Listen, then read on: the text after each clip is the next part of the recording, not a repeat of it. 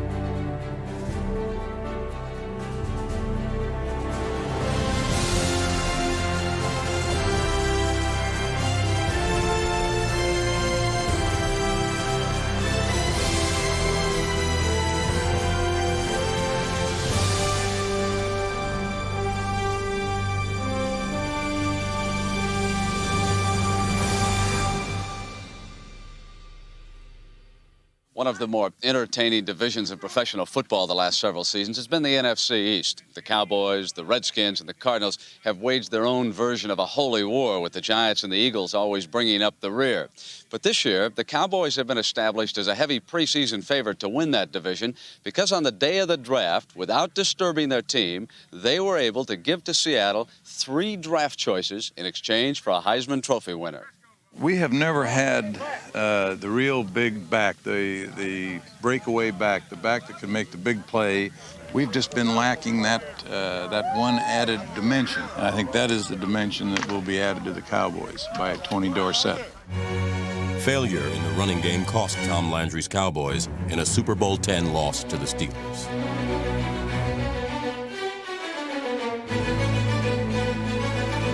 The next year, another power outage at running back short-circuited Dallas against the Rams.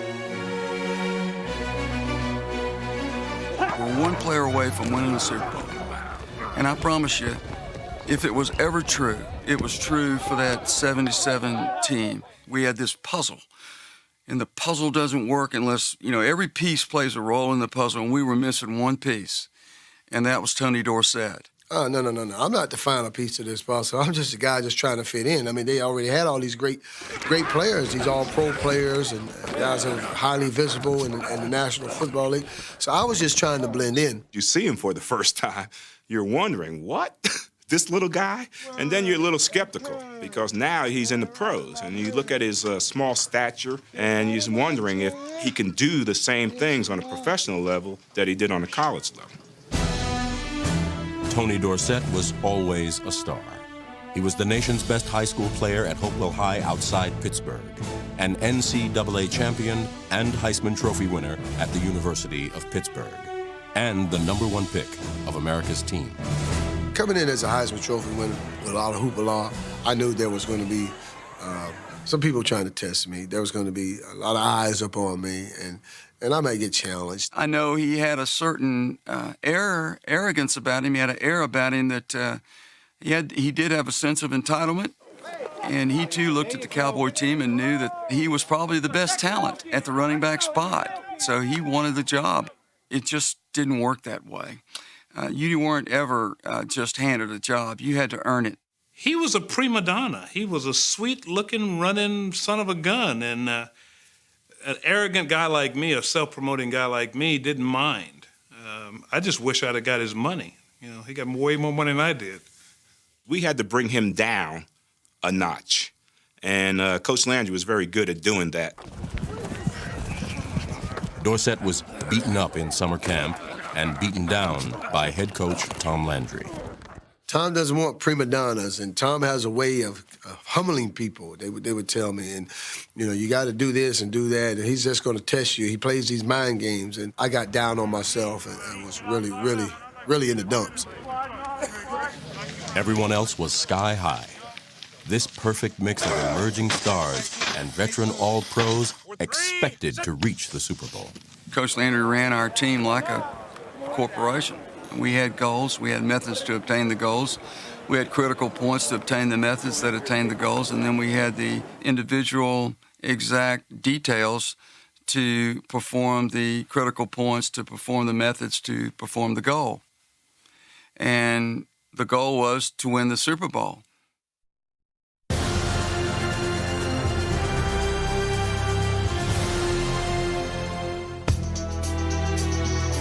Always in the spotlight, Tony Dorsett began the season as a spot player.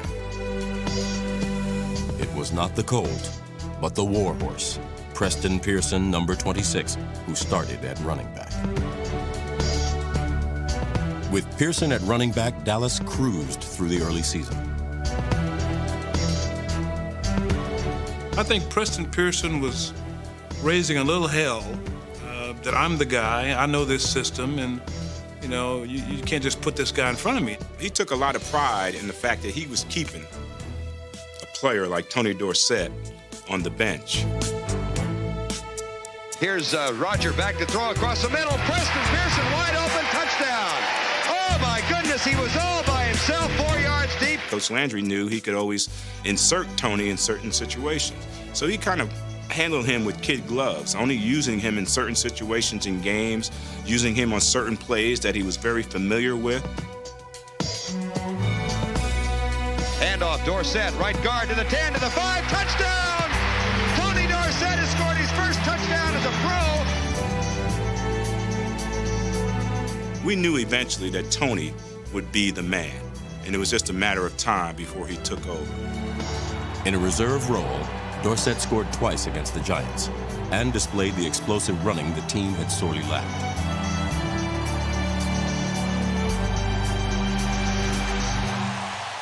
I didn't like the way the media was handling the whole scenario from the standpoint of when I come into a game, they're expecting these miraculous things to happen. As a running back, that's not the way it goes. It wasn't a situation where he had to come in and be the savior. You know, we had a good football team. In the fourth week, Dorsett was still not starting, but he revolutionized traditional cowboy running philosophy. My whole thing was, look, I am a runner. I run to daylight. I run to what I see. And it always not going to be like you draw it up X's and O's. We were running practice, and I'm rolling this thing, and our defense, you know, playing the mock defense of the Cardinals, they were moving, and so they went, and I seen it broke all the way back across, back behind the center. It will never in 100 years ever break like that. Stay on side, I said, Coach, I gotta run to what I see.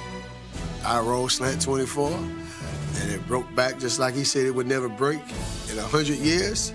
And I go 77 yards for a touchdown. To the 50, the 40, he's to the 30, the 20, the 10, the 5, Tony Dorsett, touchdown! Cowboy runners were expected to slam into the proper hole, but it was Dorsett's ability to improvise, to transform losses into touchdowns that made the little man unique.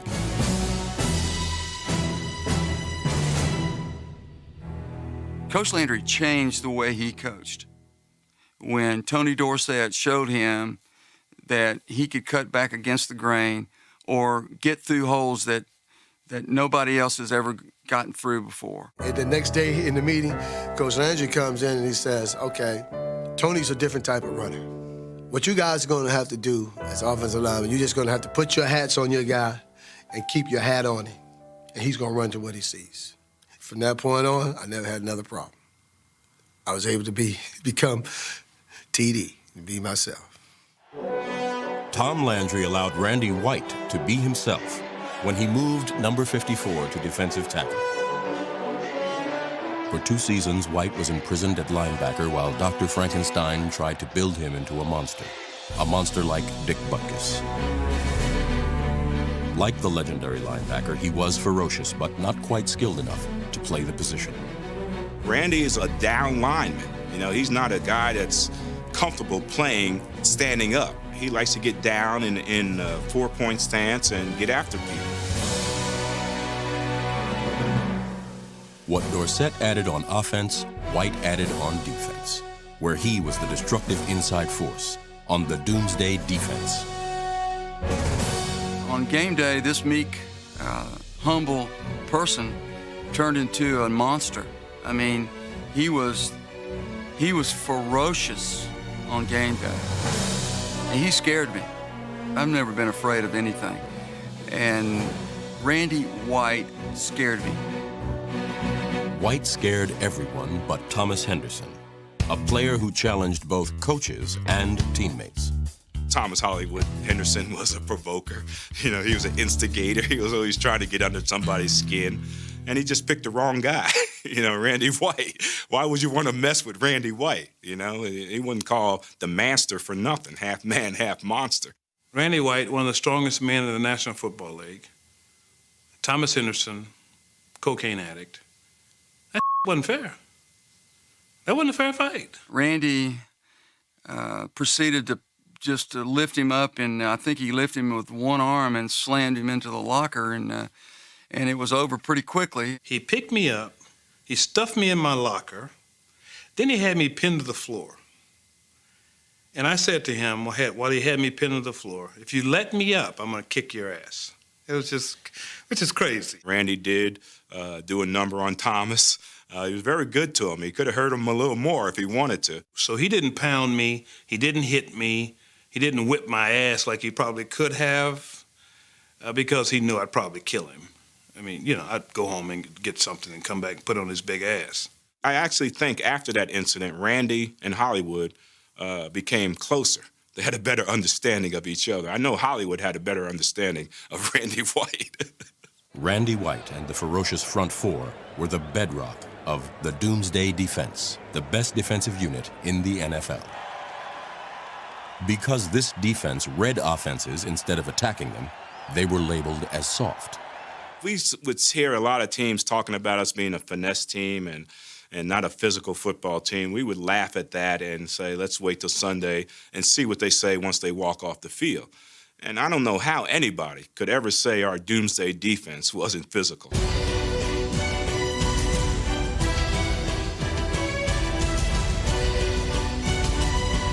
Doomsday was versatile and violent.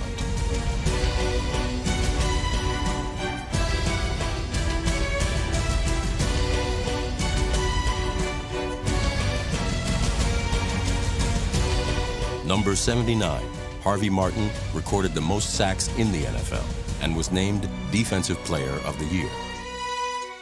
This is beautiful Harvey Martin, coming to you on a pretty windy day here in a brisk, cold Dallas, Texas. And I guess you wonder why I call it the Beautiful Harvey Martin Show today. We couldn't figure out why it was called Beautiful Harvey Martin, because Harvey wasn't the greatest looking guy in the world. It was the Cowboys' 5-0 record that was truly beautiful.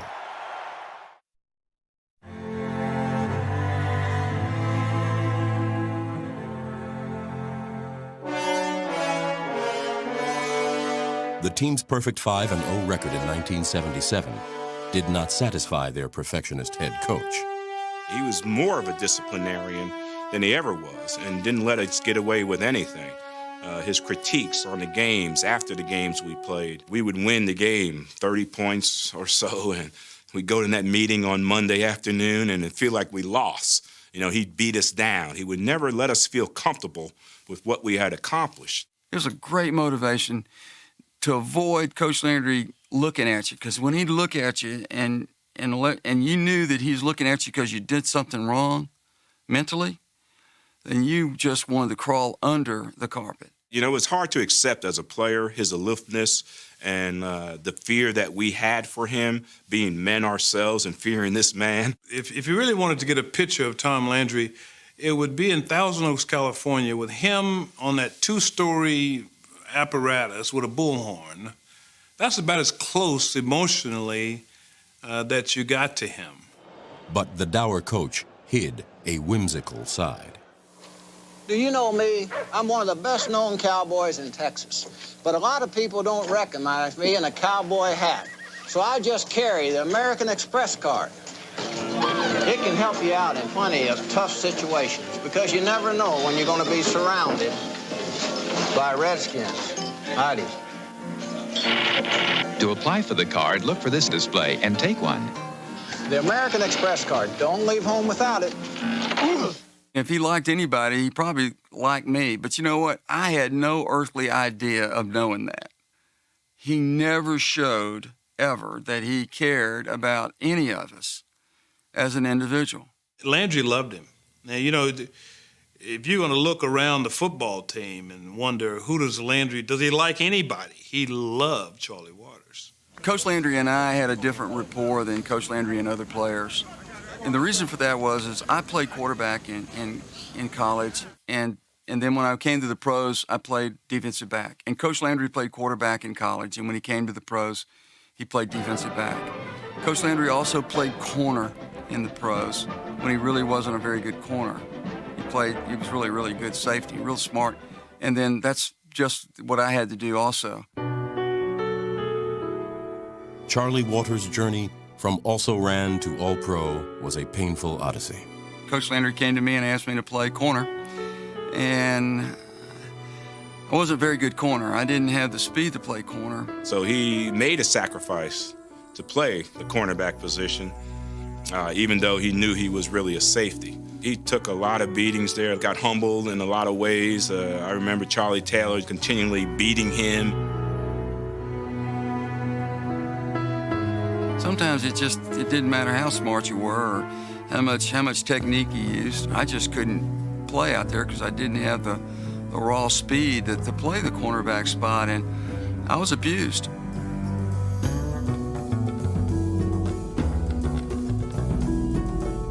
I've been exposed to a lot of hell at the cornerback spot. I got booed at Texas Stadium, and and that was hard. And I got beat for touchdown passes in games to where when I'd go to practice the next day, I'd have to sit in the room with the offensive team, and Coach Landry would point out that I lost the game. And, he was real blunt about those sort of things. And so it taught me how to deal with adversity. He paid his dues at cornerback, and it's amazing that it didn't ruin his psyche. Knocked down but never counted out, Waters finally earned the admiration of his head coach. Coach Landry got up in front of the team, and of course this is a game that I lost the game for him. And he said to the team, he said, look, Charlie had a tough day yesterday. That's an understatement. And he said, but if I'd had 45 guys that tried as hard as he did, he said, I wouldn't have lost a game in my whole career of coaching. With the switch to safety in 1976, Waters became the brain behind the brawn of Doomsday. Rarely out of position, this coach on the field turned himself into an all-pro.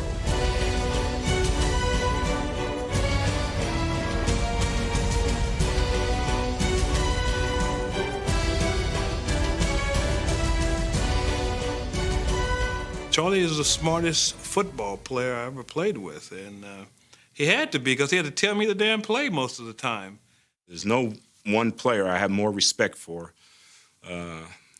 what he sacrificed for this game in the NFL to play as long as he played it, than Charlie Waters. Because we were the Dallas Cowboys, because we were America's team, we were in everybody's living room, and people hated us. We want Dallas! Dallas! We hate you! Dallas! Everybody that played us, every game was like a playoff game. The hated Cowboys won their first 8 games, often as the result of its special teams. Waters can pick it up and run. He's got it at the 15, the 10. He cuts for the goal line. Touchdown, Cowboys! Bob Hammond waits for it at the 22, has it. Here comes the rush. He fumbles the ball. Giants pick it up and head right. Now there's another fumble. Jay Seldy has it. Goes in toward the end zone. Touchdown, Cowboys! The Cowboys had a strong supporting cast, but the lead actor remained quarterback Roger Staubach, who generaled this imaginative offense with precision.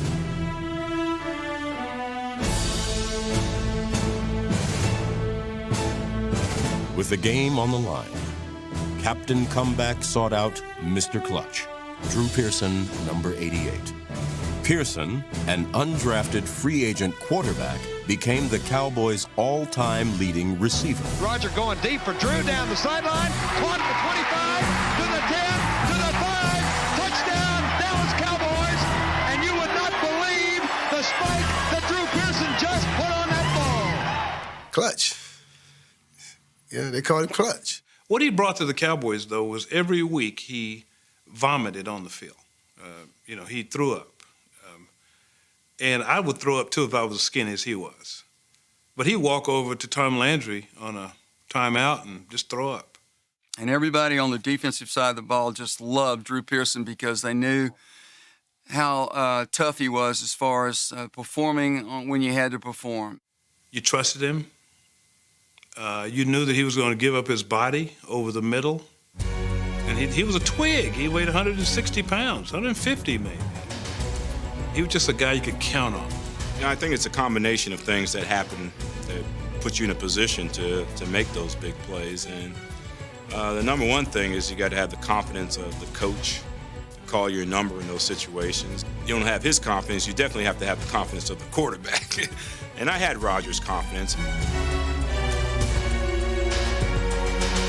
While Pearson looked slow, no one was fast enough to catch him. With an 8-0 record, the Cowboys were primed for a rush to the playoffs, a goal the team leaders never lost sight of. He was a leader for us, both on and off the field. He not only did it vocally, but he showed by example. I mean, he did it both, and you don't have many guys that do that, but he was our man.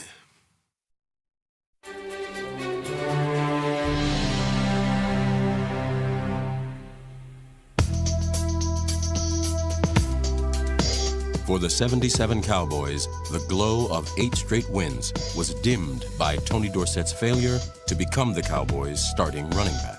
Number 33 remained a pinch hitter because he could not grasp the complicated offense. 1977 seemed like a lost season for Tony Dorsett. I kind of almost gave up on that year, until Coach Landry really pulled me in right before that 10th game of the season and told me he had been expecting me to start by now and that I needed to just apply myself and work and act like I care on the football field because I was down. Here we're late in the season and I'm not starting, so I'm not feeling very good about that. In Week 10, the NFL's most sensational substitute finally became a starter. Dorsett had earned his Cowboy spurs and prodded Preston Pearson to the bench. Preston's a smart player, smart individual, and he realized eventually that Tony was going to have to be the man. So Preston got in the mode of, how can I compliment Tony Dorsett? When Tony ended up taking the job as the starting tailback from him, they moved him to the third down specialty back. And Coach Landry had special plays set up just for Preston Pearson. He ended up being the most specialized player of the NFL. He created a new position, the third down back.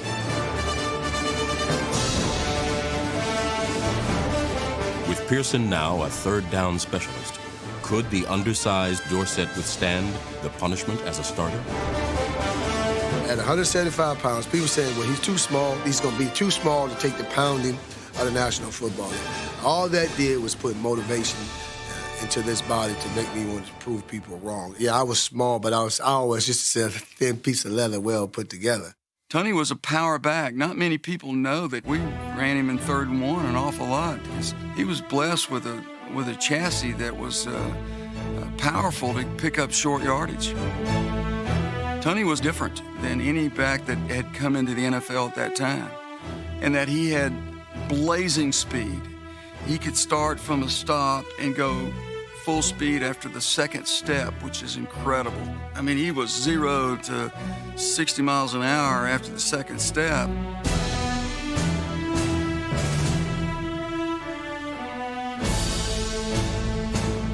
Dorsett coming left. He's out to the 30. Breaks to the right, 35, 40. Still on his feet. At the 50, one more block. He might go. He's at the 30. He's being chased at the 20, the 15, the 10. Touchdown, Cowboys! He had that vision, great vision, and he could also see into the future. On plays that were designed to go to the right, he would bend it all the way back to the other side. He could just see where the hole was going to be.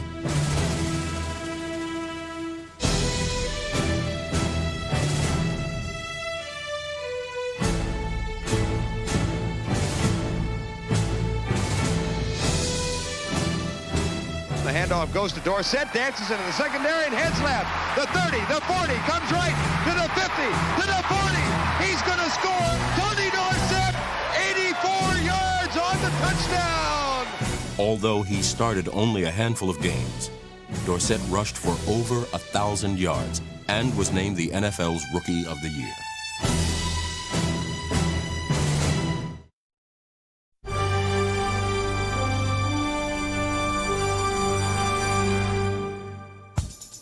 The city of Dallas treated its heroes like Hollywood celebrities.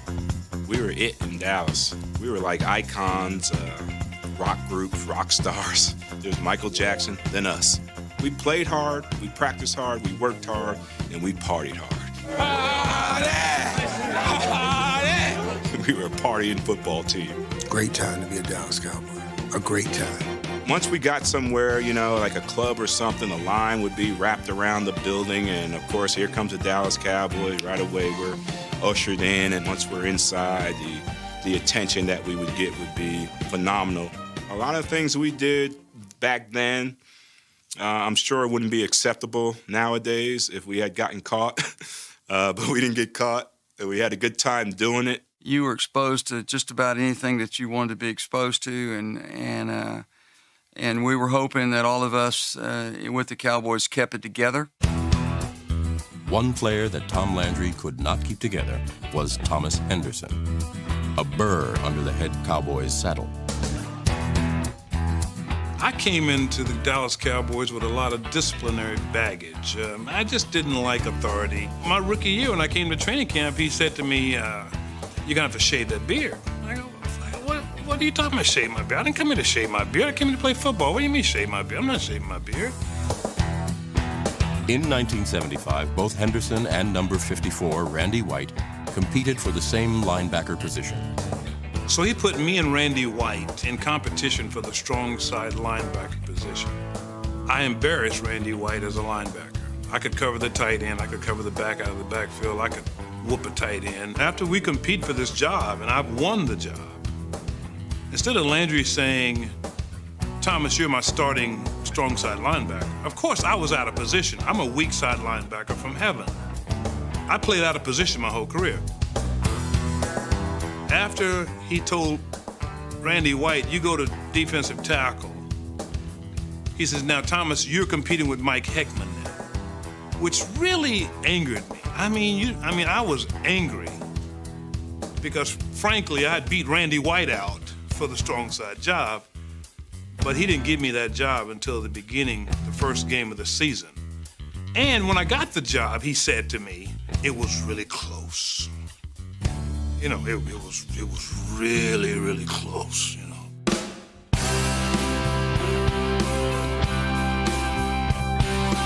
As fast as Henderson ran his mouth, his legs were even faster.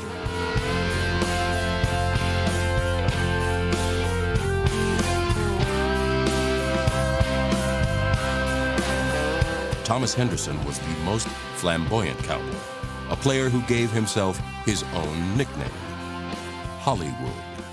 Tom, ever since I've known you, you've always been very low-key, very cool, very laid back. Are you really serious about all this Hollywood stuff? Oh, no, Jane, it's a mere myth. I had on Cowboy had a mink coat and cowboy boots and shorts in a limo at the practice field in Dallas. So you either call somebody like that damn fool or Hollywood, so... He was charismatic and he was charming. You know, a lot of people on the team did not like him and hold it against him to this day that he brought so much attention to himself. Coach Landry said, Thomas, you're not going to play. He said, you're not going to start. It was a Saturday morning practice, which is pretty much a dress rehearsal. Thomas put on a pair of combat boots, walked outside, crossed his arms, and didn't move. And he told Coach, he said, you can replace me, but you can't duplicate me. He said, if I'm not starting, I'm not playing. Hollywood was such an athletic marvel that he turned defense into instant offense in 1977.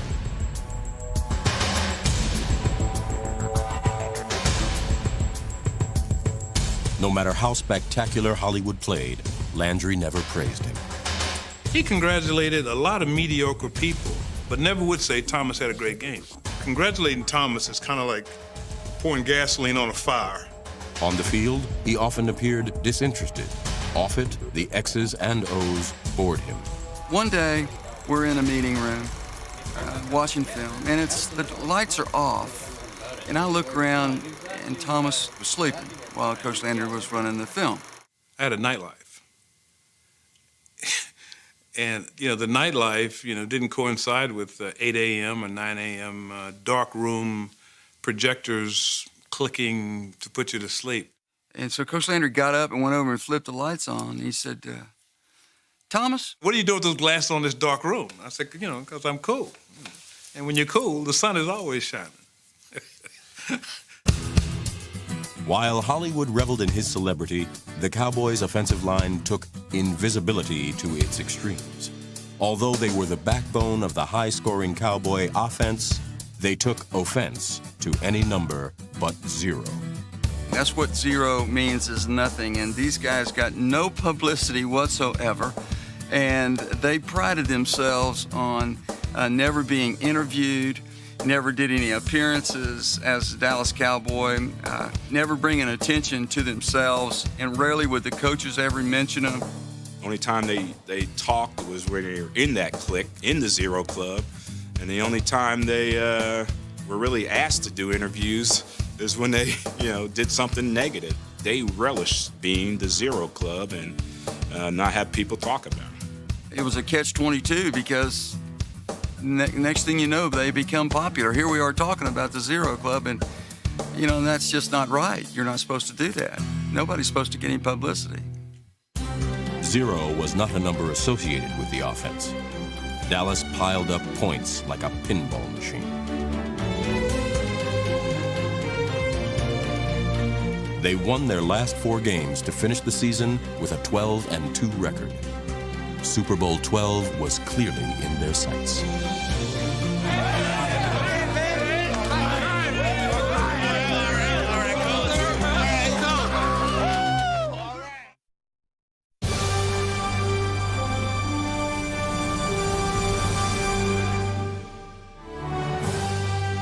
There was little drama during the regular season, and there would be absolutely none in the playoffs. The championship chase began with a mismatch against the Chicago Bears. Defensively, the whole game plan, all we heard all week long was stop Walter Payton. We stopped Walter Payton. We got a good chance to win the football game. We knew that they weren't going to be able to handle our defensive line. And Walter Payton was a great running back. The flex defense was designed to stop the run.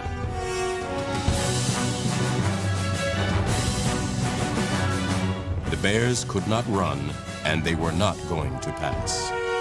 They had a quarterback named Bob Avellini. Not much chance Bob Avellini, is going to beat the Doomsday defense.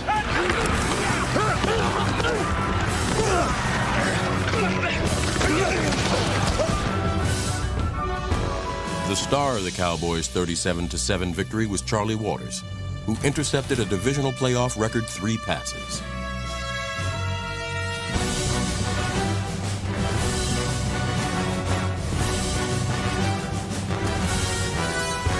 Tony Dorsett rushed for almost 100 yards and scored twice.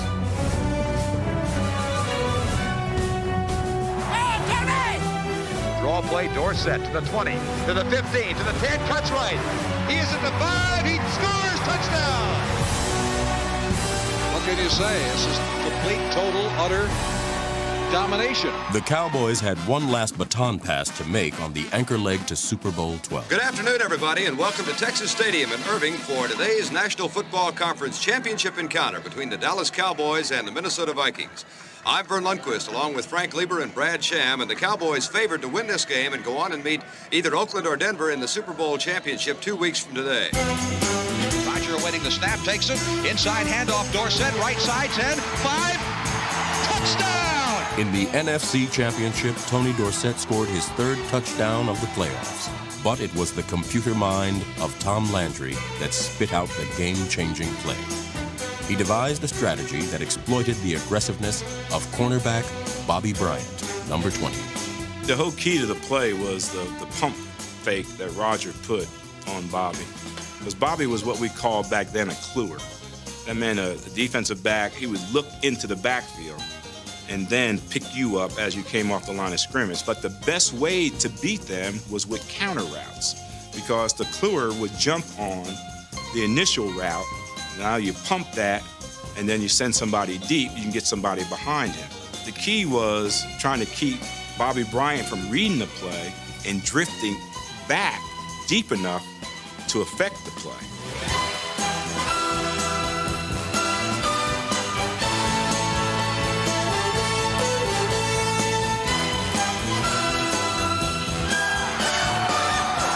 The 23-6 triumph propelled the Dallas Cowboys into Super Bowl 12. New Orleans, here we come.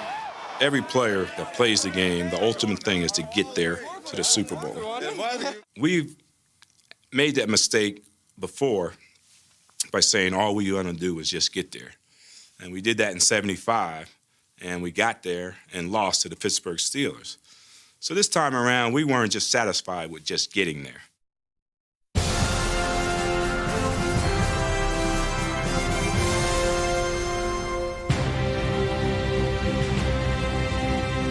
In New Orleans, the Cowboys faced the Cinderella Denver Broncos and its Orange Crush defense.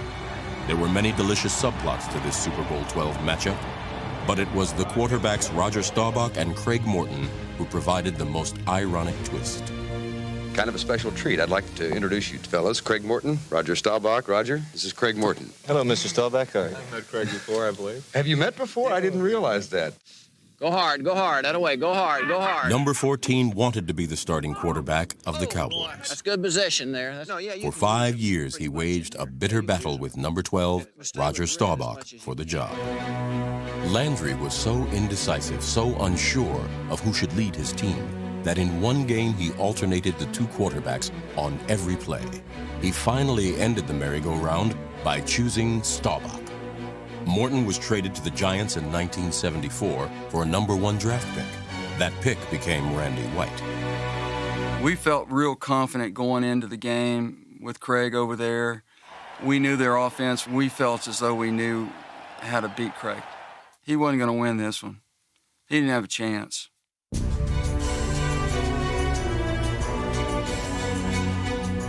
It was doomsday in the dome.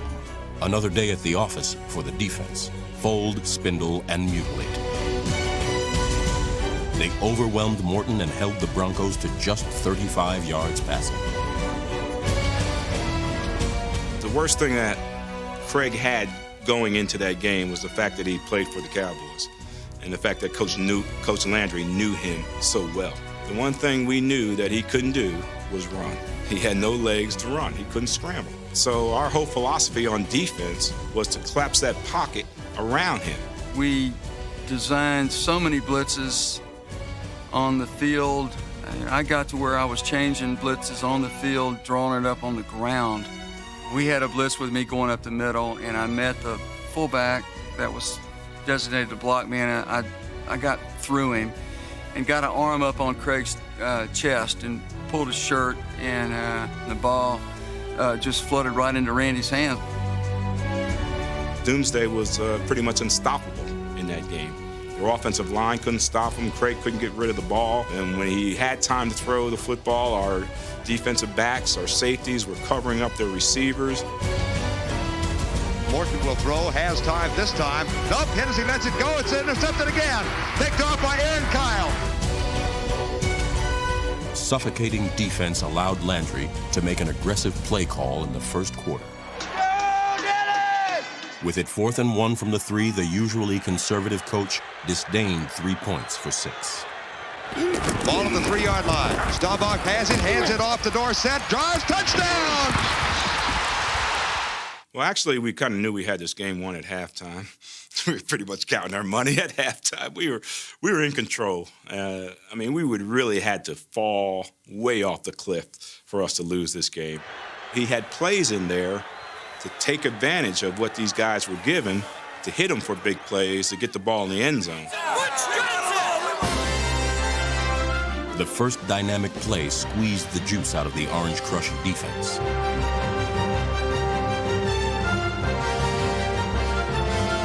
Roger goes deep across the middle, way downfield, and Butch Johnson caught! Touchdown!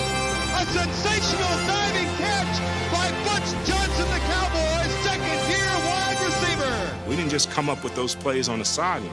We had worked those plays for 2 weeks in preparation to do those things in that game on that Sunday. You give Coach Landry 2 weeks to prepare, and he could probably end that war in Iraq if you give him 2 weeks to prepare to do it, you know? I don't know why, Vern, but I just have the feeling that Tom Landry might have a gadget that he might want to use in a situation like this. The gadget play would be a Robert Newhouse pass.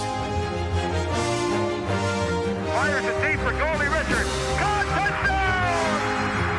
Bob had little hands, and we were teasing him something horrible. I thought they were just doing it as a joke at the end of practice, because Bob couldn't. I don't think he completed one of the passes he threw in practice.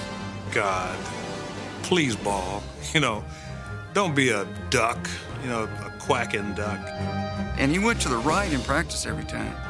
And the ball was set on the hash, so he had to go to his left. And he turned around and set his feet perfectly and threw an absolute perfect pass.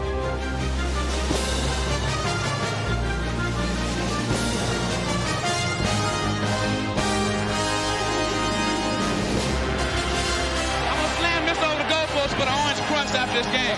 Get Tony over there, will you? Man, I'm over here. Now you get him. I'm celebrating. You go over there and talk to him. The Cowboys had buried Cinderella.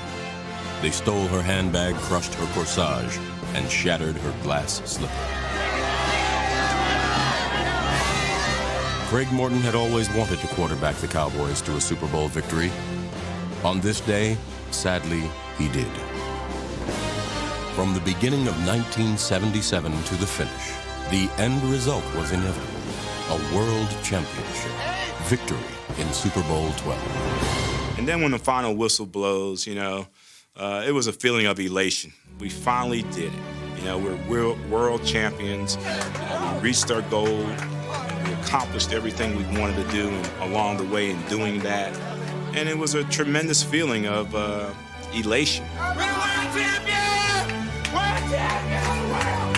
We're the champion of the world! It was a funny feeling because I was in that stadium a year previous at the University of Pittsburgh playing for a national championship. I thought that national championship was off the chain. You just multiply that by 10, winning the world championship. It's just unexplainable. It does a whole lot for your team, man, when you get there and you win this damn thing. It's just unbelievable. Winning Super Bowl 12 is my world championship. I was with 45 guys that, for better or worse, I loved every one of them. World champion!